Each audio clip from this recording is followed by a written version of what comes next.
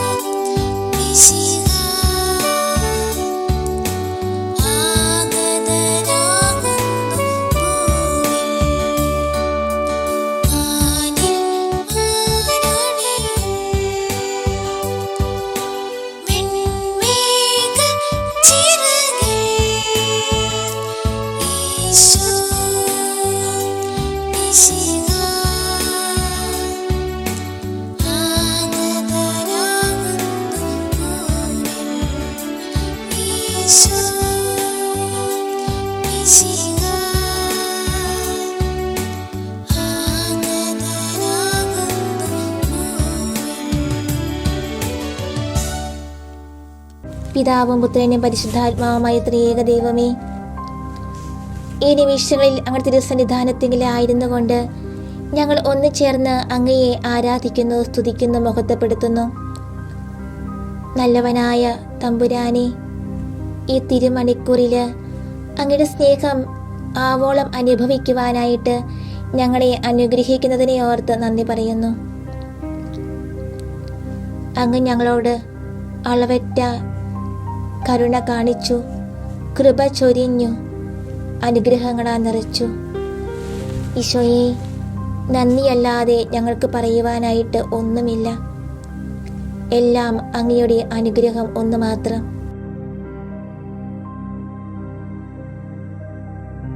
നല്ല തമ്പുരാനെ, ബഥനിയായിലെ അത്താഴത്തില് അങ്ങയുടെ കൂടെ ഞങ്ങളും വരട്ടെ.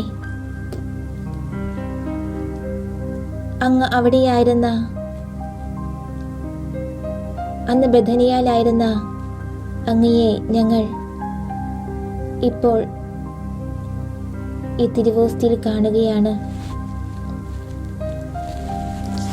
ഞങ്ങളും അന്നേ ദിനത്തിലേക്ക് അങ്ങയോട് കൂടെ സഞ്ചരിക്കുകയാണ്. ബഥനിയായിലെ അത്താഴത്തിൽ വെച്ച് ഈശോയെ ബഹുമാനിക്കുവാൻ മഗ്ദലേന ചെയ്തത് പീഡാനുഭവ ചരിത്രത്തിൽ ഉൾപ്പെടുത്താൻ അവിടുന്ന് തിരുമനസ്സായി.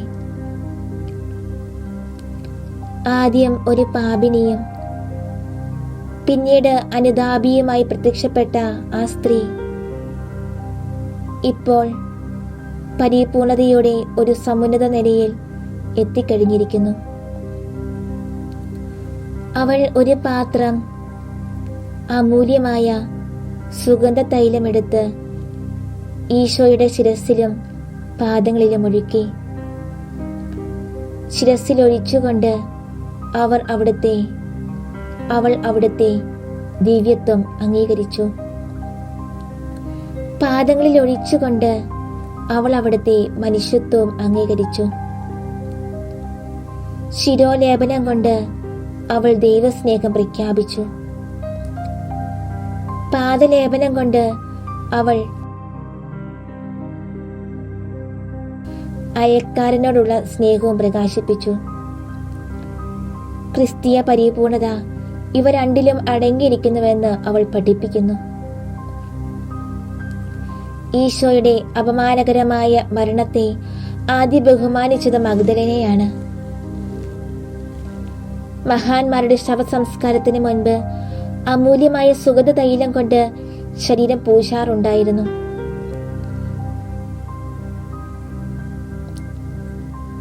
മഗ്ദലേന ഈ കാര്യം തെല്ലും മുൻകൂട്ടി ചെയ്തുവെന്ന് മാത്രം.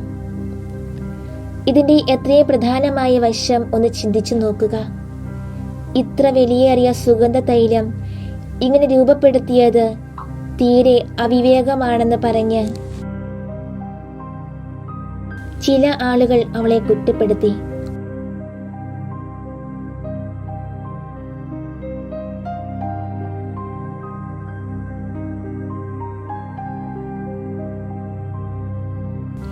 എന്നാൽ അവൾ സംശയിച്ചുവോ? ഇല്ല. അവരുടെ ഇഷ്ടം പോലെ അവർ അഭിപ്രായപ്പെട്ടുകൊള്ളട്ടെ എന്ന് നിർഭയമായ അവളുടെ ഔദാര്യം നിശ്ചയിച്ചു. അവൾ ആരംഭിച്ച കൃത്യം അവൾ തുടർന്നു. മനുഷ്യരുടെ അഭിപ്രായങ്ങൾ അവൾ തൃണവൽഗണിച്ചു. താൻ ചെയ്യുന്നത് ഈശോയ്ക്ക് സ്വീകാര്യമാണോ എന്ന് മാത്രമേ അവൾ നോക്കുന്നുള്ളൂ. തന്മൂലം ഈ കൃത്യത്തിന് അവൾ ലോകമാസകലം എന്നും വണങ്ങപ്പെടണമെന്ന് ഈശോ തിരുമനസ്സായി.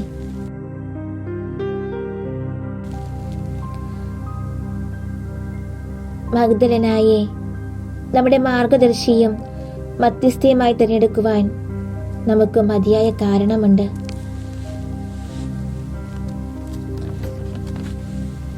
ഈശോയെ ലേപനം ചെയ്യുന്നതിനുള്ള ഭാഗ്യം തനിക്ക് ലഭിച്ചുവല്ലോ എന്ന് കരുതി ഈ പരിശുദ്ധ സ്ത്രീ സന്തുഷ്ടയാണ്. നമുക്കും ഈ സ്നേഹകൃത്യം ചെയ്യാൻ സൗകര്യമില്ലേ? നാം ദൈവസ്നേഹ പ്രകടനങ്ങൾ ചെയ്യുമ്പോഴെല്ലാം, ദൈവസ്നേഹ പ്രകടനങ്ങൾ ഉരുവിടുമ്പോഴെല്ലാം സുഗന്ധ തൈലം കൊണ്ട് നാം ഈശോയുടെ ശിരസ് ലേപനം ചെയ്യുകയാണ്.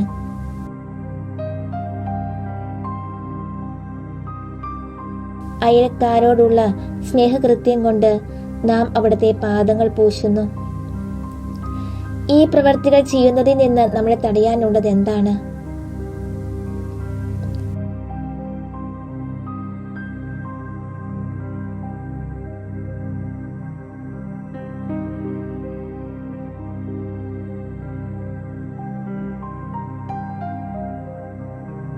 നല്ല ദൈവമേ, ഞങ്ങൾ എന്തു ചെയ്യണമെന്ന് ഞങ്ങൾക്കറിയാം. അത് ചെയ്യാൻ അങ്ങ് ആഗ്രഹിക്കുകയും ചെയ്യുന്നു. എന്നാൽ ചെയ്യുന്നില്ലെന്ന് മാത്രം. അങ്ങയെ പൂർണ്ണമായി സ്നേഹിക്കുവാനും ഞങ്ങളുടെ അയൽക്കാർക്ക് ശാരീരികവും ആത്മീയവുമായ ഉപവിപ്രവർത്തികൾ ചെയ്തു കൊടുക്കാനും പ്രാർത്ഥനാവേളയിൽ ഞങ്ങൾ ചെയ്തു കൊടുക്കാനും ഈ നിമിഷങ്ങളിൽ ഞങ്ങൾ പ്രതിജ്ഞ ചെയ്യുന്നു. എന്നാൽ സന്ദർഭങ്ങൾ കൈവരുമ്പോൾ ഞങ്ങൾ എത്ര ദുർബലരായിട്ടാണ് കാണപ്പെടുന്നത്. എത്ര നീചരായ ഭീരുക്കളാണ് ഞങ്ങൾ. മാത്രമല്ല സ്വാർത്ഥ സ്നേഹം ഞങ്ങളെ മാനുഷിക പരിഗണനകൾക്ക് അടിമകളാക്കുന്നു. ഈ ഒരു കാരണത്താൽ തന്നെ ഞങ്ങൾ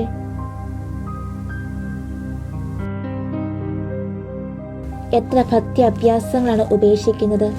നല്ല ദൈവമേ, ലോകത്തിൽ മനുഷ്യരെ അപ്രീതിപ്പെടുത്താതിരിക്കാൻ വേണ്ടി എത്ര പ്രാവശ്യം ഞങ്ങൾ അങ്ങയെ അതൃപ്തിപ്പെടുത്തുന്നു. മറിയം മഗ്ദലേന സുഗന്ധപൂർണമായ പരിമള തൈലം കൊണ്ട് അങ്ങയുടെ ശരീരത്തെ ലേപനം ചെയ്യുന്നതിന് മുൻപേ തന്നെ, ഓ ഈശോ, അങ്ങയുടെ പരിശുദ്ധാത്മാവിന്റെ കൃപാവരം കൊണ്ട് അവളുടെ ഹൃദയത്തെ അഭിഷേകം ചെയ്തു. ഞങ്ങളുടെ ഹൃദയത്തെയും അങ്ങ് ലേപനം ചെയ്യണമെന്നും അങ്ങയുടെ ആകർഷകമായ മാധുര്യം കൊണ്ട് അതിനെ ശക്തിപ്പെടുത്തണമെന്നും ഞങ്ങൾ അങ്ങയോട് അഭ്യർത്ഥിക്കുന്നു. മാനുഷിക പരിഗണനകൾ ഞങ്ങളെ ചഞ്ചലരാക്കാതിരിക്കാൻ ഓ മഗ്ദലേന മറിയമേ, ഞങ്ങൾക്ക് വേണ്ടി ഈശോയോട് പ്രാർത്ഥിക്കണമേ.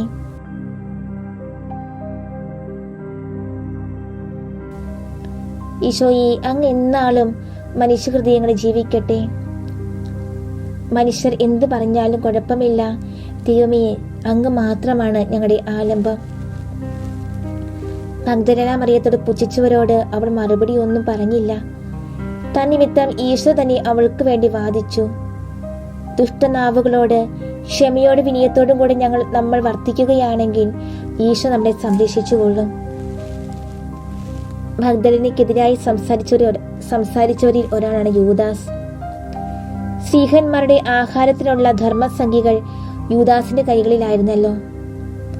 അതിൽ നിന്ന് കുറച്ചേ എടുത്ത് സ്വന്തം കാര്യങ്ങൾക്ക് വിനിയോഗിച്ചിരുന്നു. യൂദാസ് ആ തൈലം തന്നെ ഏൽപ്പിക്കാത്തതിൽ എത്രയും കുപിതനായി.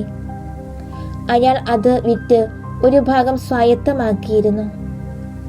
ഒരു മോഷണ സന്ദർഭം നഷ്ടപ്പെട്ടതിലുള്ള കുണ്ഠിത നിമിത്തം ആ നഷ്ടം പരിഹരിക്കുന്നതിന് വേണ്ടി ഈശോയെ വിൽക്കാമെന്ന് തീരുമാനിച്ചു. മഗ്ദലേനായും വിശുദ്ധിയുടെ പരിമളം വീശിയ തൈലം യൂദാസിന് ദുഷ്ടതയുടെ നിദാനമായി തീർന്നു. മഗ്ദലേനായിക്ക് വിശുദ്ധിയുടെ പരിമളം വീശിയ തൈലം യൂദാസിന് ദുഷ്ടതയുടെ നിദാനമായി തീർന്നു. മഗ്ദലേന മറിയത്തിന് രക്ഷാകാരണമായത് യൂദാസിന് വിനാശ കാരണമായി. ഈ സന്ദർഭത്തിലല്ല യൂദാസിന്റെ മാർഗഭ്രംശം ആരംഭിച്ചത്. പണ്ടേ അയാൾ ഒരു ചോരനായിരുന്നു. മുരടിച്ച അത്യാഗ്രഹമാണ് ദിവ്യഗുരുവനെ മാറ്റിക്കൊടുക്കുന്നതിനുള്ള അപാകത ഗ്രഹിക്കുവാൻ അയാൾക്ക് കഴിവില്ലാതാക്കിയത്. യൂദാസിന്റെ ദുഷ്ടതയെല്ലാം ഗ്രഹിച്ചിരുന്ന ഈശോ ആ കാരണത്താൽ അയാളെ തൽക്ഷണം സ്ത്രീഹന്മാരുടെ ഗണത്തിൽ നിന്നും പുറന്തള്ളിയില്ല. അവിടുന്ന് അയാളെ തന്റെ മുമ്പിൽ നിന്ന് ആട്ടിപ്പായിച്ചില്ല. യൂദാസിന്റെ പെരുമാറ്റത്തിൽ നിന്ന് നമുക്ക് എന്ത് പഠിക്കാം? ഈശോ മിശിഹായിൽ നിന്ന് നമുക്ക് എന്ത് പഠിക്കാം? ദൈവത്തെ ബഹുമാനിക്കാനുള്ള സന്ദർഭങ്ങൾ എത്രയെത്ര ദൈവത്തെ ദ്രോഹിക്കുവാനായി മാറ്റിയിട്ടുണ്ട്. നമ്മുടെ ശരീരത്തെ നമ്മൾ എങ്ങനെ വിനിയോഗിക്കുന്നു? നമ്മുടെ ആത്മാവിനെ നമ്മൾ എങ്ങനെ വിനിയോഗിക്കുന്നു? നല്ല ദൈവമേ, എത്രമാത്രം ദുരുപയോഗങ്ങളാണ് നടക്കുന്നത്. ഞങ്ങളിലുള്ള സമസ്തവും അങ്ങയുടെ മുമ്പിൽ സൗരഭ്യം വീശേണ്ടതാണ്. ഞങ്ങളുടെ അയൽക്കാരുടെ മുമ്പിൽ സന്മാതൃകയുടെ സൗരഭ്യം ചൊരിയേണ്ടതുമാണ്. പകരം അവരോട് എത്ര നീചമായിട്ടാണ് ഞങ്ങൾ വർത്തിക്കുന്നത്. ഈശോയെ, മറിയ മഗ്ദലനായെ പോലെ ഞങ്ങൾക്ക് അങ്ങയെ സ്നേഹിക്കാൻ കഴിഞ്ഞില്ലെങ്കിൽ തന്നെയും യൂദാസിനെ പോലെ അങ്ങയെ ദ്രോഹിക്കുവാൻ ഇടവരുത്തരുതേ. ഞങ്ങളുടെ സ്ഥായിയായ ദുർഗണം കണ്ടുപിടിക്കുന്നതിനും അത് ഞങ്ങളുടെ നാശത്തിന് കാരണമാകാതെ ആശാനിഗ്രഹ വിഷയമാകുന്നതിന് വേണ്ട കൃപാവരം ഞങ്ങൾക്ക് നൽകണമേ. അങ്ങയുടെ സഹായത്തിൽ ഞങ്ങൾ ശരണം വഹിക്കുന്നു. ഞങ്ങളുടെ പ്രത്യാശ വ്യർത്ഥമാകുകയില്ല എന്നാണ് ഞങ്ങളുടെ വിശ്വാസം.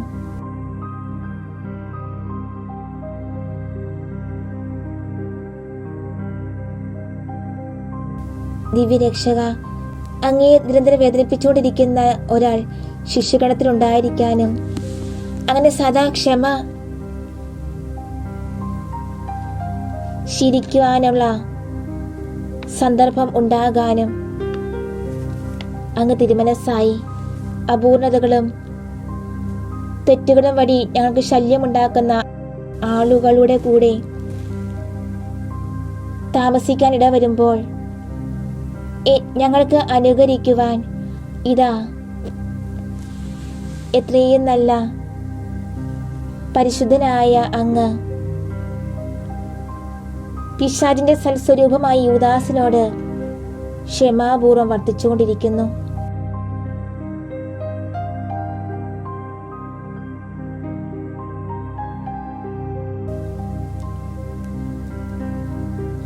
ഞങ്ങളുടെ നിരവധി വീഴ്ചകൾ നിമിത്തം എല്ലാവരും ഞങ്ങളോട് ക്ഷമാപൂർവം വർത്തിക്കേണ്ടി വരുന്നുണ്ട്. എന്നിട്ടും ഞങ്ങൾക്ക് അനുരൂപരല്ലാത്തവരോട്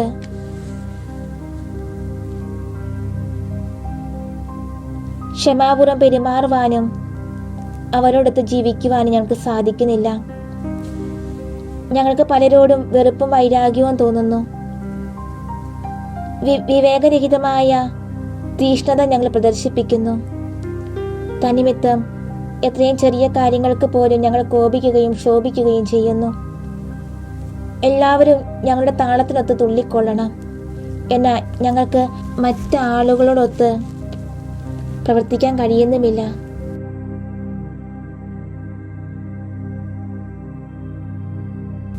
എന്താണ് ഞങ്ങളുടെ മനസ്ഥിതി എന്ന് നോക്കുക ഈശോയെ. എന്ത് ഔദത്യം, എന്തൊരു ബഹളം. എത്രയും മാധുര്യവാനായ ഈശോയെ, ഞങ്ങളുടെ അയൽക്കാട് ഒത്തുപോകാൻ ഞങ്ങളെ പഠിപ്പിക്കണമേ. സന്മനസ് നടിച്ചുകൊണ്ടോ മാനുഷിക വിവേകം വഴി അക്ഷമതയെ മറച്ചു വെച്ചുകൊണ്ടോ അല്ലാതെ ദൈവസ്നേഹത്തെ പ്രതി ക്രിസ്ത്യക്ഷമ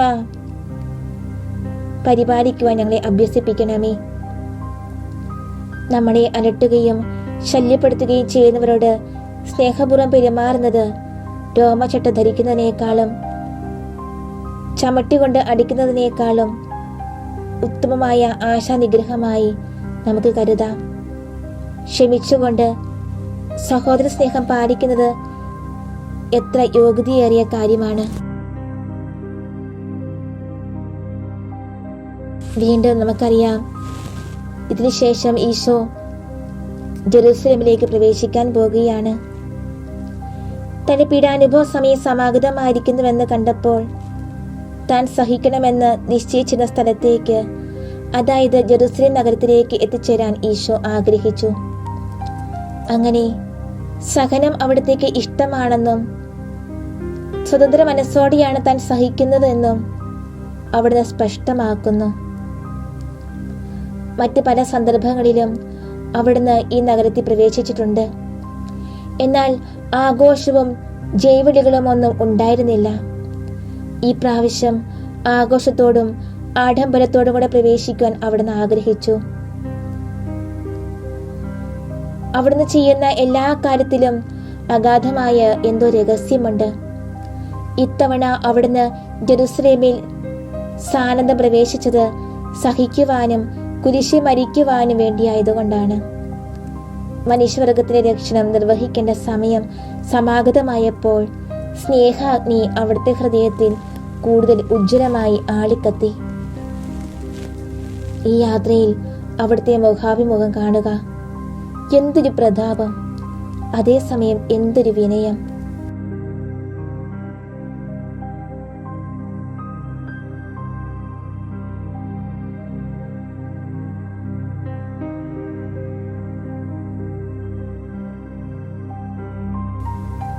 പൊൻപൂശിയ രഥത്തിൽ പട്ടണിഞ്ഞും അകപടിയോടുകൂടി അല്ല അവിടുന്ന് വരുന്നത്.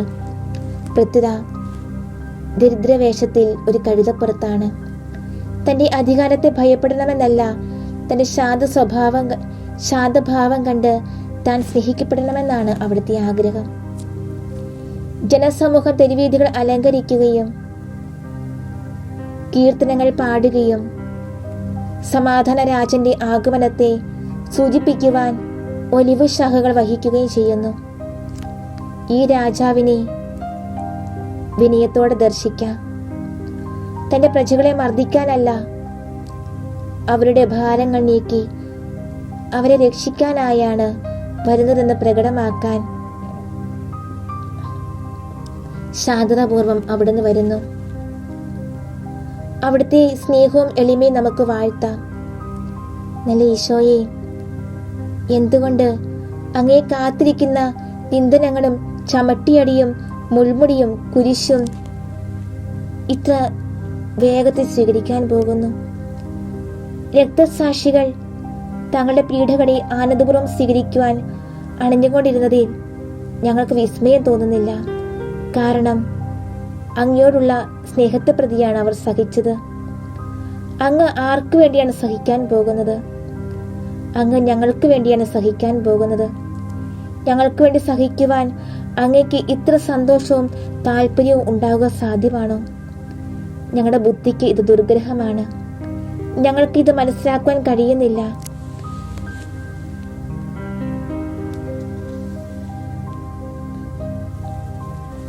ഞങ്ങൾക്ക് ഇങ്ങനെ വിളിച്ചു പറയുവാനേ കഴിയൂ. ഈശോയുടെ സ്നേഹമേ, അനന്ത സ്നേഹമേ, അങ്ങ് സഹിക്കുവാൻ ഇത്രമാത്രം സന്നദ്ധത പ്രകാശിപ്പിക്കുമ്പോൾ ഞങ്ങൾ അങ്ങയെ പ്രതി സഹിക്കുവാൻ വൈമനസ്യം പ്രദർശിപ്പിച്ചുകൊണ്ടിരിക്കുന്നു. എന്തൊരു കഷ്ടമാണിത്! അങ്ങ് ഇത്ര വിനീതനും ഞങ്ങൾ ഇത്ര അഹങ്കാരികളുമായിരിക്കാൻ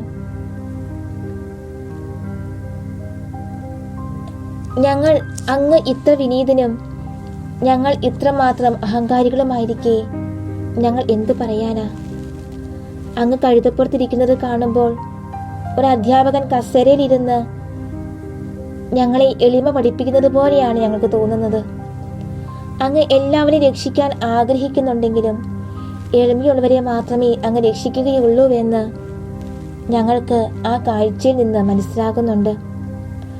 അങ്ങ് ഞങ്ങളുടെ രക്ഷയെ അങ്ങേയറ്റം അഭിരക്ഷിക്കുന്നത് കൊണ്ട് അങ്ങ് ഞങ്ങളെ എളിമ അഭ്യസിപ്പിക്കുന്നു. അത് അഭ്യസിപ്പിക്കുവാൻ പ്രചോദനമരുളുകയും ചെയ്യുന്നു. ഈശോനാഥ, അങ്ങേക്ക് സ്തുതിയും സ്തോത്രവും. ദിവ്യകാരുണ്യനാഥ, സർവശക്തനായ ദൈവമേ, കർത്താവെ, ഞങ്ങൾ അങ്ങയെ സ്നേഹിക്കുന്നു, അങ്ങയെ കാത്തു നിൽക്കുന്നു. എല്ലാവരെയും എന്ന പോലെ ഞങ്ങളെയും അങ്ങ് പരിപാലിക്കുന്നു. നീചനായ ഞങ്ങളെ അങ്ങ് സഹായിക്കണമേ. എളിമയുള്ളവരാകാനുള്ള ശ്രമത്തിൽ ഞങ്ങളുടെ എളിമ തന്നെ അഹങ്കാരത്തിന് നിദാനമാകാതിരിക്കാൻ അങ്ങ് കനിയണമേ.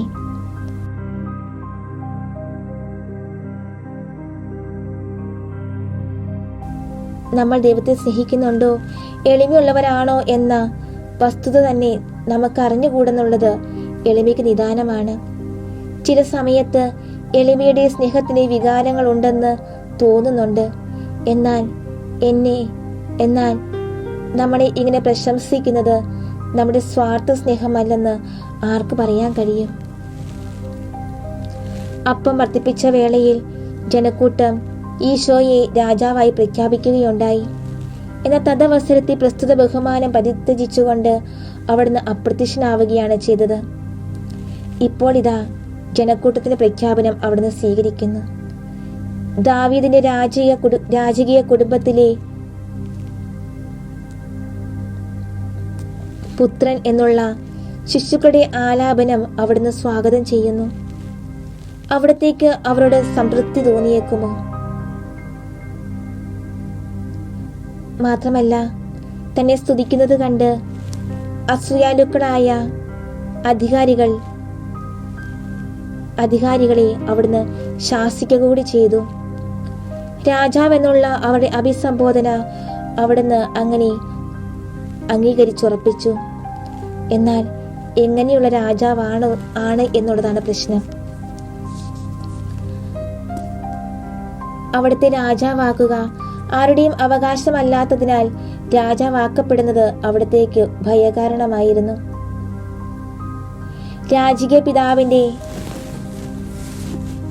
പുത്രനായിരുന്നുകൊണ്ട് അവിടുന്ന് രാജാവാണല്ലോ.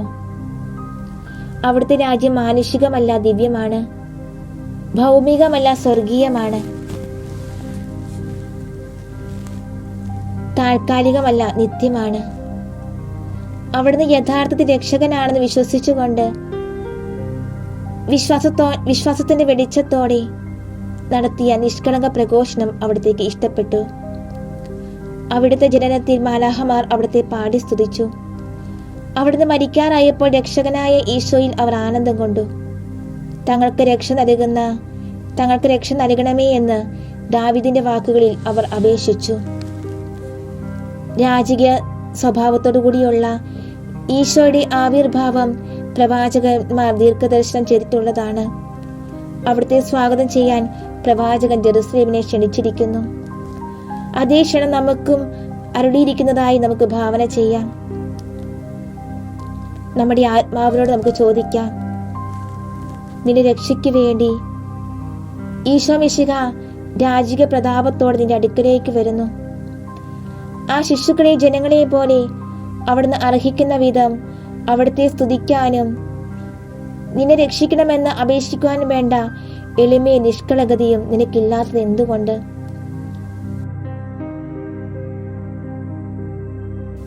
വീണ്ടും നമുക്ക് നമ്മുടെ ആത്മാവിനോട് പറയാം, എളിമയോടും സന്തോഷത്തോടും തീഷ്ണതയോടും കൂടി അവിടുത്തെ സ്വീകരിക്കാൻ സമീപിക്കുക. ഈശോയെ, അങ്ങ് സകല യുഗങ്ങളുടെ നിത്യരാജനായിരിക്കെ മനുഷ്യരുടെ രാജാവാകുന്നത് എന്ത് ഫലമാണുള്ളത്? അങ്ങ് ഞങ്ങളുടെ രാജാവാണെന്നുള്ളത് അങ്ങക്ക് ബഹുമാനമല്ല, പ്രത്യുത എന്നോടുള്ള കാരുണ്യത്തിന്റെ രക്ഷണം മാത്രമാണ്. ഞങ്ങളെ രാജാവാക്കാനും പ്രതാപപൂർണനായ അങ്ങയുടെ രാജ്യം ഞങ്ങൾക്ക് നൽകാനും വേണ്ടി അനന്തകാരുണ്യത്തോടെ ഞങ്ങളുടെ രാജാവായി അങ്ങ് ലോകത്തിലേക്ക് വന്നു. കർത്താവേ, അങ്ങയുടെ തന്നെ ആയിരിക്കട്ടെ. അങ്ങയെ കൂടാതെ ഞങ്ങൾക്ക് വിജ്ഞാനമില്ല. കുരിശിൽ വീഴുക തന്നെ ചെയ്യും. ആകെ രക്ഷപ്പെടാൻ അങ്ങ് ഞങ്ങളെ സഹായിക്കണമേ. ഞങ്ങളുടെ രക്ഷയുടെ കാര്യം അങ്ങയുടെ തൃക്കരങ്ങളിൽ ഞങ്ങൾ സമർപ്പിക്കുന്നു.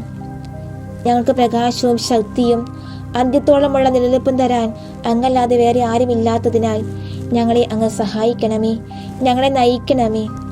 ഞങ്ങളെ സംബന്ധിച്ചിടത്തോളം ഞങ്ങളുടെ ആത്മാവിനെ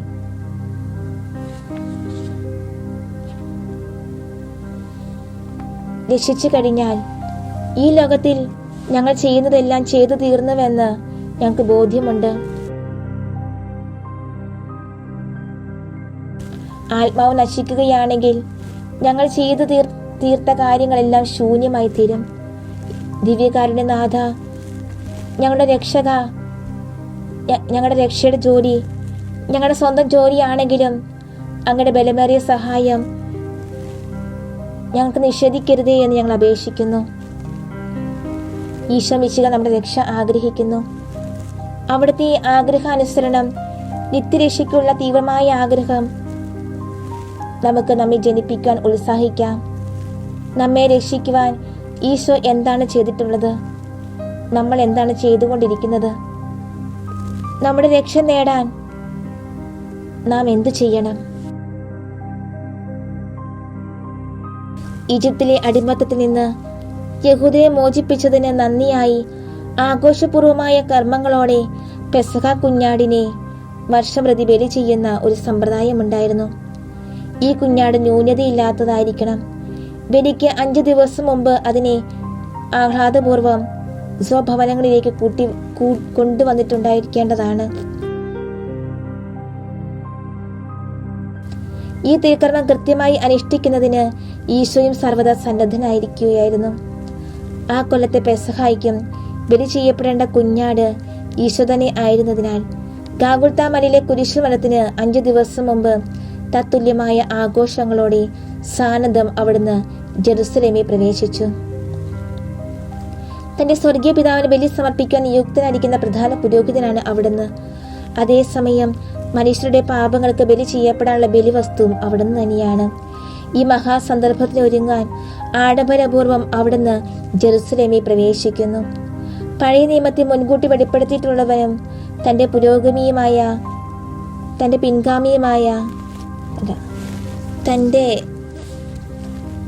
തനിക്ക് വഴിയൊരുക്കാൻ വന്നവനുമായ സ്നാപക യോഹന്നാൻ ചൂണ്ടിക്കാണിക്കപ്പെട്ടിട്ടുള്ളവനായ ദൈവത്തിന്റെ കുഞ്ഞാടാണല്ലോ അവിടുന്ന്. ഈശോയുടെ ഹൃദയത്തിൽ ആദ്യം മനുഷ്യൻ എന്ന നിലയിലും രണ്ടാമതായി കുഞ്ഞാടെന്ന നിലയിലും നടക്കുന്ന കാര്യങ്ങൾ നാം ദർശിച്ചിരുന്നെങ്കിൽ, ഒരു പുരോഹിതൻ എന്ന നിലയിൽ സർവശക്തനായ ദൈവത്തിന് എത്രയും സ്വീകാര്യവും മതാത്മകവുമായ ബഹുമാനം അവിടുന്ന് സമർപ്പിക്കുന്നു. കുഞ്ഞാടെന്ന നിലയിൽ എന്തുമാത്രം സ്നേഹമാണ് അവിടുന്ന് പ്രകാശിപ്പിക്കുന്നതെന്ന് കാണുക. തൻ്റെ പാപങ്ങൾക്കല്ല, അന്യരുടെ പാപങ്ങൾക്ക് വേണ്ടി താൻ ക്രൂരമായി ഉടനെ വധിക്കപ്പെടുമെന്ന് അവിടത്തേക്ക് അറിയാമല്ലോ. നമ്മളെ സംബന്ധിച്ചിടത്തോളം നാം തെല്ല് ധ്യാനിച്ചുകൊണ്ട് തന്നെ നമ്മളോട് ചോദിക്കണം, ഈജിപ്തിലെ മർദ്ദനങ്ങളിൽ നിന്ന് മോചനം ലഭിച്ചതിന് കൃതജ്ഞതയായി യഹൂദർ ഒരു പെസഹ കുഞ്ഞാടിനെ വർഷം തോറും സമർപ്പിച്ചിരുന്നുവെങ്കിൽ നിത്യനരക ശിക്ഷയിൽ നിന്ന് മോചനം നൽകിയതിന് നാം എന്തുമാത്രം കൃതജ്ഞത പ്രകാശിപ്പിക്കേണ്ടിയിരിക്കുന്നു. ദൈവപിതാവേ, അങ്ങയുടെ സന്നിധിയിൽ ഞങ്ങളുടെ പാപങ്ങളെല്ലാം ഏറ്റുപറയുന്നു.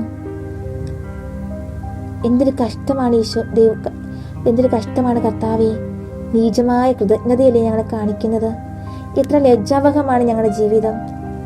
അങ്ങ് നിത്യമഹത്വത്തിന് യോഗ്യനാണെന്ന് വിശ്വസിച്ചുകൊണ്ട് അങ്ങയുടെ സ്തുതിക്കും മഹത്വത്തിനുമായി ഞങ്ങളുടെ ലജ്ജയും പരിഭ്രമവും ഞങ്ങൾ അങ്ങേക്ക് കാഴ്ചവെക്കുന്നു.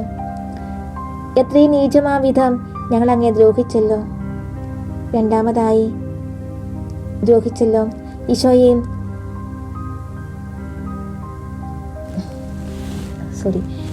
അങ്ങനെ വേണ്ട. ദേവിതാവേ, ഈശോയുടെ സ്നേഹപ്രകടനങ്ങളോടുകൂടി ഞങ്ങളുടെ സ്നേഹവും ചേർത്ത് വെച്ചുകൊണ്ട് അവിടത്തോടു കൂടി ഞങ്ങൾ കാഴ്ചവെക്കുന്നു. ഞങ്ങളിൽ അഹങ്കാരം, അസൂയ, കൊതി, ജഡികമോഹം, കണ്ണുകളുടെ ദുരാശ എന്നിങ്ങനെ എത്രമാത്രം ദുരാഗ്രഹങ്ങൾ, ദുർമോഹങ്ങളാണുള്ളത്. നിഷ്കളങ്കനായ കുഞ്ഞാടിനോടുകൂടെ യോജിച്ചുകൊണ്ട് ഇവയെല്ലാം നല്ല ദൈവമേ അങ്ങേക്കായി ബലി ചെയ്യാൻ ഞങ്ങൾ ആഗ്രഹിക്കുന്നു. ഈ ബലി അനുഷ്ഠിക്കുന്നതിന് നേരായ മനസ്സ് ഞങ്ങൾക്ക് നൽകണമേ. ഞങ്ങൾക്ക് വേണ്ടി ഈശോ മിശിഹ സമർപ്പിക്കാൻ പോകുന്ന നീതിപൂർണമായ ബലിയോടുകൂടി ഞങ്ങളുടെ ഈ കാഴ്ചകളും അങ്ങ് സ്വീകരിക്കണമേ. ഞങ്ങൾക്ക് വേണ്ടി ഇത്ര ഉത്സാഹത്തോടെ മരിക്കാൻ പോകുന്ന ഈശോനാഥ, അങ്ങയെ അനുകരിക്കാനുള്ള ആഗ്രഹം ഞങ്ങൾക്ക് നൽകണമേ. അങ്ങനെ ബലിക്ക് മാധുര്യവും പരിമളവും പ്രദാനം ചെയ്യുന്ന ഹൃദയ സംതൃപ്തിയോടെ ആശാനിഗ്രഹം അനുഷ്ഠിക്കുവാൻ ഞങ്ങൾക്ക് ഇടയാകട്ടെ. ദൈവത്തിൻ്റെ കൃപയുടെ അവർണ്ണനീയ ദാനമായ രക്ഷ എന്ന മഹാദാനത്തിന് കൃതജ്ഞതാ സ്മാരകമായി തമ്മിൽ കുടികൊള്ളുന്ന സ്ഥായിയായ ദുർഗുണത്തെ തിരഞ്ഞെടുത്ത് അതീവ തീഷ്ണതയോടെ നമുക്ക് അതിനെ ബലി കഴിക്കാം.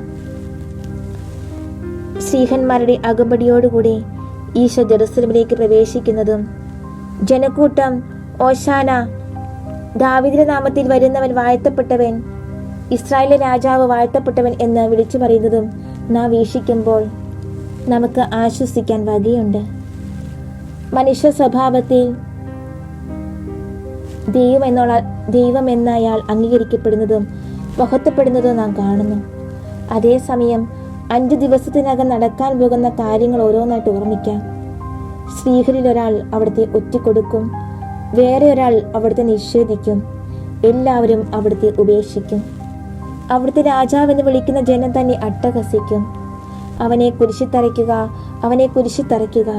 അസാധാരണമായ ഒരു മരിച്ചടിയെപ്പറ്റി നമുക്ക് എന്ത് പറയാൻ പറ്റും? ഈ ലോകത്തിൽ നടക്കുന്ന കാര്യങ്ങളുടെ പ്രതീകം തന്നെയാണ് ബഹുമാനത്തിൽ നിന്ന് അപമാനത്തിലേക്കും ഓശാന വിളിയിൽ നിന്ന് കുരിശു തറയ്ക്കുവിൻ എന്ന വിളിയിലേക്കുമുള്ള ദൂരം.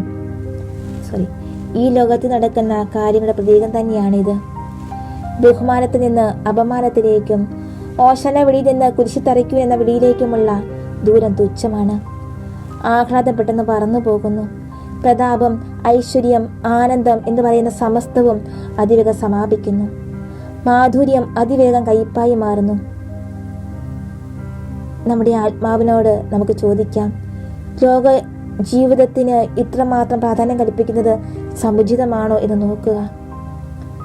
സമസ്തവും മായയാണ്. മായയോട് ഒട്ടിപ്പിടിക്കുന്നത് എത്രയും മഹാമായയുമാണ് എന്ന തത്വം അപ്രമാദ നടപടിയായി സ്വീകരിക്കണമെന്ന് നമുക്ക് നമ്മുടെ ആത്മാവിനോട് പറയാം. സമസ്തവും കടന്നു പോകുന്നു. ദൈവത്തെ ശുശ്രൂഷിക്കുന്ന മനുഷ്യനെ നിശ്ചയിച്ചിട്ടുള്ള നിത്യാനന്ദമല്ലാതെ യാതൊരു ശാശ്വത സൗഭാഗ്യവുമില്ല. ഈ വസ്തുത നമ്മുടെ നടപടികളുടെ ഒരു ചിത്രം നമ്മുടെ മുമ്പാകെ വയ്ക്കുന്നു. കുമ്പസാരിക്കുമ്പോഴും കുർബാന സ്വീകരിക്കുമ്പോഴും ഈശോയെ സ്വീകരിക്കുകയും സ്നേഹിക്കുകയും സ്മരിക്കുകയും ബഹുമാനിക്കുകയും ചെയ്യുന്നതിനെപ്പറ്റി എത്രയെത്ര വാഗ്ദാനങ്ങളാണ് നാം ചെയ്യുന്നത്. എല്ലാ വസ്തുക്കളേക്കാൾ അവിടുത്തെ സ്നേഹിക്കുന്നുവെന്നും സർവോപരി അവിടെ നിന്നാണ് എൻ്റെ സ്നേഹഭാജനമെന്നും നാം പ്രഖ്യാപിക്കുന്നു. എന്നാൽ അധികം താമസിയാതെ ഒരു നീച സന്തോഷത്തെ പ്രതി അവിടുത്തെ നാം വിലവയ്ക്കാതെ പോകുന്നു. പാപം ചെയ്ത് അവിടുത്തെ നാം ദ്രോഹിക്കുന്നു. അങ്ങനെ എത്ര പ്രാവശ്യം. ഇന്ന് നാം ഓശാന വിളിക്കുന്നു, നാളെ കുരിശു തറയ്ക്കുവിൻ എന്ന് നാം അട്ടഹസിക്കുന്നു. നമ്മുടെ ദുഷിച്ച സ്വഭാവത്തിന്റെ നീചഫലം എന്നതിനേക്കാൾ നമ്മുടെ ദുഷ്ട സമ്പ്രദായങ്ങളുടെ ഫലമാണ് നമ്മുടെ ഈ അസ്ഥിരത. നല്ല ദൈവമേ, അങ്ങ് ഞങ്ങളെ കാണുന്നുണ്ടല്ലോ. അങ്ങ് ഞങ്ങളെ പൂർണ്ണമായി മനസ്സിലാക്കിയിരിക്കുന്നു. ഞങ്ങളുടെ ഓരോ അണുവും അങ്ങയ്ക്ക് അജ്ഞാതമല്ലല്ലോ. സത്യമായും പൂർണ്ണമായും ഞങ്ങൾ അങ്ങയോട് ഐക്യപ്പെട്ടിട്ടില്ലാത്തത് കൊണ്ടാണ് ഞങ്ങൾ പലപ്പോഴും അങ്ങയിൽ നിന്ന് പിരിഞ്ഞു പോകുന്നത്. അങ്ങയെ സ്നേഹിക്കാതെ അങ്ങയോട് ഐക്യപ്പെട്ടിരിക്കാൻ കഴിയുകയില്ല.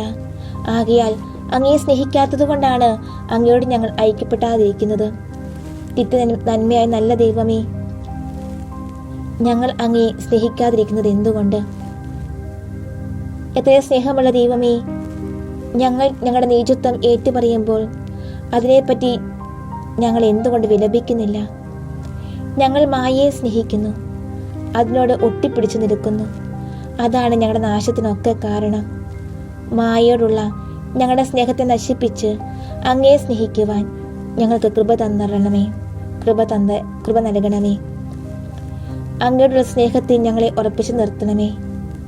അങ്ങയെ എന്നും സ്നേഹിക്കുകയും അനുസരിക്കുകയും ചെയ്തു കൊള്ളാമെന്നുള്ള ഞങ്ങളുടെ നിശ്ചയത്തെ അങ്ങ് സ്ഥിരപ്പെടുത്തണമേ. നമ്മുടെ നല്ല പ്രതിജ്ഞകളിൽ നമ്മൾ ഉറച്ചു നിൽക്കാത്തതിലുള്ള വേറൊരു കാരണം നമ്മൾ നമ്മളിൽ തന്നെ ശരണം വയ്ക്കുന്നു എന്നത് തന്നെയാണ്. മേലിൽ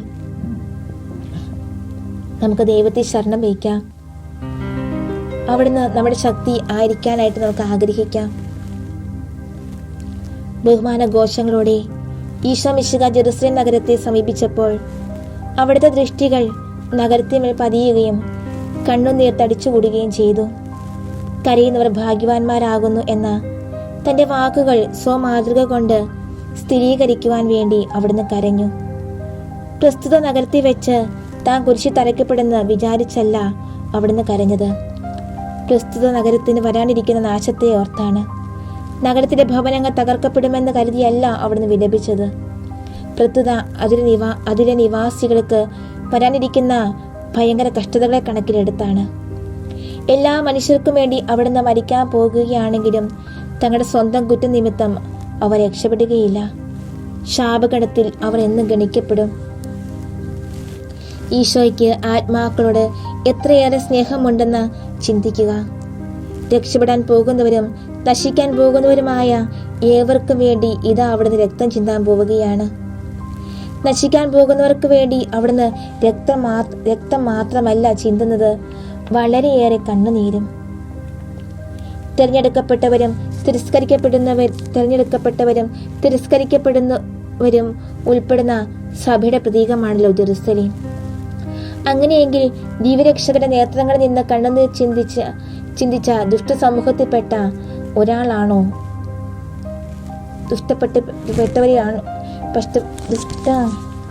ദുഷ്ടസമൂഹത്തിൽപ്പെട്ടവരാണോ നമ്മൾ? പ്രാഥമിക തീഷ്ണത കൈവെടിഞ്ഞ് അലസമായി പാപത്തെ മുഴുകിയിരിക്കുന്നവരെ പ്രതി അവിടുന്ന് കരയുന്നു. നാം അത്തരക്കാരിൽ പെട്ടതാണോ? ദിവ്യകാരുണ്യനാഥ, അങ്ങയുടെ സഭയുടെ ഒരു ശിശുവായ ഞങ്ങൾക്ക് വേണ്ടി, അങ്ങയുടെ സഭയുടെ ശിശുക്കളായ ഞങ്ങൾക്ക് വേണ്ടി അങ്ങ് ചിന്തിയ കണ്ണുനീർ ഞങ്ങൾ ദർശിക്കുന്നു. അങ്ങയുടെ കൃപാവരത്തിന് ഞങ്ങൾ വിശ്വസ്തരായിരുന്നില്ല. അങ്ങയുടെ ആഗ്രഹങ്ങൾക്ക് ഞങ്ങൾ നന്ദിയുള്ളവരായിരുന്നില്ല. ഞങ്ങളുടെ നടപടികൾ ഭേദപ്പെടാത്ത പക്ഷം ഞങ്ങൾ നശിച്ചെന്ന് വരാം. ദൈവമേ, നശിക്കുവാൻ അങ്ങ് അനുവദിക്കരുതേ. ഞങ്ങളുടെ പാപങ്ങൾ നിമിത്തം നരകത്തിന് ഞങ്ങൾ യോഗ്യരായി തീർന്നിരിക്കുന്നു.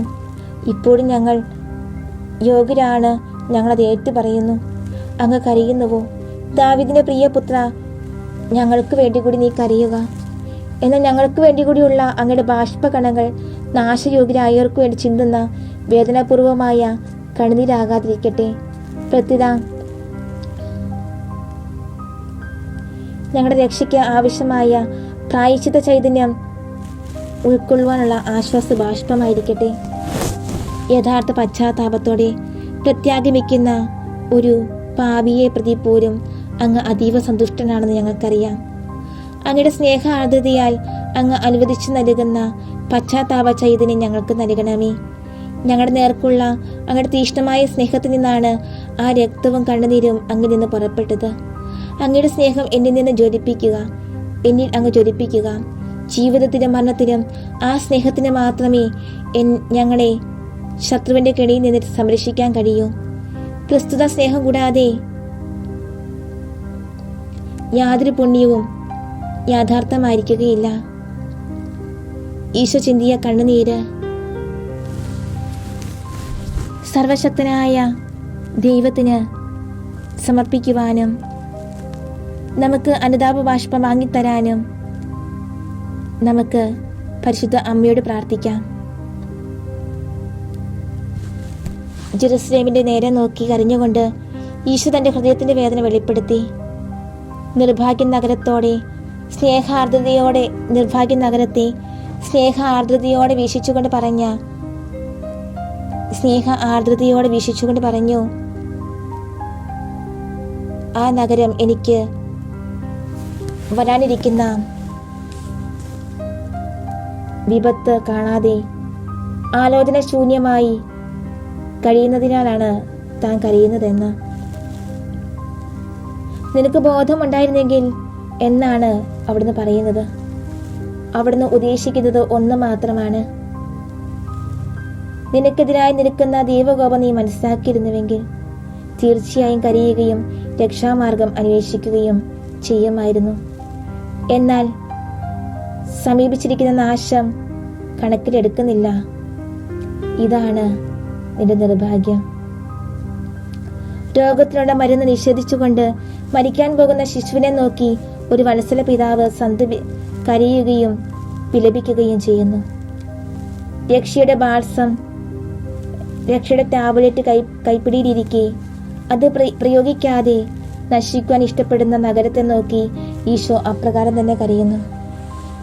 അവിടുന്ന് ജനങ്ങളെ ഉപദേശിക്കാനും ജെറുസലേമിനെ രക്ഷിക്കാനും വേണ്ടി വന്നു. എന്നാൽ അവർ വ്യർത്ഥതകളാൽ ആകൃഷ്ടരായി സത്യത്തിന്റെ നേരെ തങ്ങളുടെ കണ്ണ് അടയ്ക്കുകയും രക്ഷയ്ക്കുള്ള മാർഗങ്ങൾ തള്ളിക്കളഞ്ഞ് രക്ഷയ്ക്ക് അയോഗ്യരാകുകയും ചെയ്യുന്നു. ആകയാൽ ഈശോ ജെറുസലേമിനെ നോക്കി ഈ വണ്ണം വിലപിച്ചു: ജെറുസലേമേ, നീ നശിക്കും. എന്നാൽ നിനക്ക് നല്ലതെന്തെന്ന് നീ അറിയുന്നില്ലെന്നുള്ളതും നിനക്ക് ദോഷമായത് നീ കാണുന്നില്ലെന്നുള്ളതാണ് നിന്റെ വിനാശത്തിന് കാരണം. ജെറുസലേമിന്റെ നാശം നമുക്ക് നല്ലൊരു പാഠമാണ്. ഈശോ പഠിപ്പിച്ചിട്ടുള്ള മാർഗത്തിലൂടെ നടക്കാനും നമ്മുടെ ക്രമരഹിതമായ ജീവിതത്തെപ്പറ്റി അനുദപിക്കാനും പുണ്യസമ്പാദനത്തിന് തീക്ഷ്ണമായി സ്വയം സമർപ്പിക്കാനും വേണ്ടി ഏതെല്ലാം നിവേശനങ്ങളും എന്തുമാത്രം ആഹ്വാനങ്ങളും മാനസിക പ്രകാശവുമാണ് ആന്തരികമായി ബാഹ്യമായി നമുക്ക് ലഭിച്ചുകൊണ്ടിരിക്കുന്നത്. ഈ പ്രേരണകളോടുള്ള നമ്മുടെ വിധേയത്വത്തെയും പ്രതിരോധത്തെയും ആശ്രയിച്ചിരിക്കും നമ്മുടെ രക്ഷയും നമ്മുടെ നാശവും. ഈ വിഷയത്തിൽ നമ്മുടെ സ്ഥിതി എന്താണ്? നമ്മൾ എത്ര നീചരാണ്! നമ്മൾ എന്തുമാത്രം അലസരും അശ്രദ്ധരുമാണ്. ഈ ജീവിതം നമ്മളെ വശീകരിച്ചുകൊണ്ടിരിക്കുന്നു. എന്നാൽ സമീപസ്ഥമായ നിത്യത്വത്തെപ്പറ്റി നമ്മൾ ചിന്തിക്കുന്നതേയില്ല. ഒരു പുണ്യവാനാകാൻ നമുക്ക് ആഗ്രഹമുണ്ട്. എന്നാൽ വിശുദ്ധിയുടെ മാർഗങ്ങൾ പരിത്യജിക്കുകയാണ് ചെയ്യുന്നത്. മനോവേദന ഉളവാക്കുന്ന ജഡിക സന്തോഷങ്ങളും ശരീര നിഗ്രഹം വഴി ഉണ്ടാകുന്ന ആധ്യാത്മിക ആനന്ദങ്ങളും തമ്മിലുള്ള ഒരു മത്സരം ഞങ്ങളിപ്പോൾ കാണുന്നു. എന്ത് തിരഞ്ഞെടുക്കണമെന്ന് ഞങ്ങൾക്ക് അറിഞ്ഞുകൂടാ. ദൈവമായ കർത്താവേ, ഞങ്ങളുടെ മേൽ കൃപയുണ്ടാകണമേ. തിന്മയ്ക്കുള്ള കാരണം അങ്ങയ്ക്ക് അറിയാമല്ലോ. അങ്ങ് നൽകുന്ന പ്രകാശം കാണാൻ ഞങ്ങൾക്ക് കണ്ണില്ല. അങ്ങയുടെ സ്വരം കേൾക്കാൻ ഞങ്ങൾക്ക് ചെവിയില്ല. അങ്ങയുടെ ആർദ്രമായ സ്നേഹം ഞങ്ങളെ സ്പർശിക്കുന്നില്ല. ശൈത്യാവസ്ഥയിൽ ഞങ്ങൾ കഴിയുന്നു. കാരുണ്യവാനും നല്ലമനമായ വൈദ്യ, ഞങ്ങളുടെ നീചത്വത്തിൻ്റെ അഗാധത്തിൽ നിന്ന് ഞങ്ങൾ അങ്ങയുടെ പക്കലേക്ക് തിരിയുന്നു. സമയമുള്ളപ്പോൾ അങ്ങയുടെ കാരുണ്യത്തിൽ നിന്ന് ഫലമെടുക്കുവാൻ ഞങ്ങളെ അനുവദിക്കണമേ.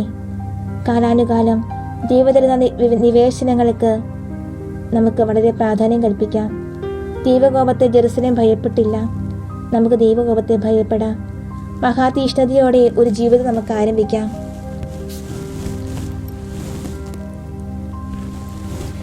പിതാവും പുത്രനും പരിശുദ്ധാത്മാവായ നല്ല ദൈവമേ, ഞങ്ങളെ അനുഗ്രഹിക്കണമേ. ഞങ്ങളെ ആശീർവദിക്കണമേ. ഞങ്ങളുടെ ബലഹീനതകൾ എന്തൊക്കെയാണെന്ന് ഞങ്ങൾക്ക് മനസ്സിലാക്കി തരണമേ. ഞങ്ങളിലുള്ള പാപ അവസ്ഥകളെ, പാപ സ്വഭാവങ്ങളെ അങ്ങ് തന്നെ പറിച്ചു നീക്കി മാറ്റണമേ. ഈ നോമ്പുകാലത്തിൽ കൂടുതൽ പരിത്യാഗത്തോടെയും കൂടുതൽ പ്രാർത്ഥനയോടെയും കൂടുതൽ സ്നേഹത്തോടെയും ഒക്കെ ഞങ്ങൾ സഞ്ചരിക്കുമ്പോൾ ഈശോയെ, അങ്ങയുടെ കൃപാകരമായ കടാക്ഷം ഞങ്ങളുടെ മേലുണ്ടാകണമേ. അങ്ങ് മാത്രമാണ് ഏക ശരണമെന്ന് വിശ്വസിച്ചുകൊണ്ട്, അങ്ങ് മാത്രമാണ് ഏക പ്രത്യാശയെന്ന് ആശ്വസിച്ചുകൊണ്ട്, അങ്ങിൽ മാത്രമാണ് ഏക ആശ്രയം എന്ന് തിരിച്ചറിഞ്ഞുകൊണ്ട് ഈശോയെ, അങ്ങേ ഞങ്ങൾ ആരാധിക്കുന്നു, സ്തുതിക്കുന്നു, മഹത്വപ്പെടുത്തുന്നു. മഗ്ദലന മറിയത്തെ പോലെ അങ്ങേ ശുശ്രൂഷിച്ച് അങ്ങേക്ക് വേണ്ടി സർവ്വതും നൽകി ഒരു പുണ്യവാണൻ അല്ലെങ്കിൽ പുണ്യവതിയായി തീരുവാനും, പരിശുദ്ധ അമ്മയെപ്പോലെ സഹരക്ഷകയായി പരിശുദ്ധ അമ്മ വർത്തിച്ചിട്ടുള്ളതുപോലെ അങ്ങയുടെ പീഡാനുഭവത്തിൻ്റെ ഓർമ്മയിൽ ഞങ്ങളെ തന്നെ നിലനിർത്തുവാനും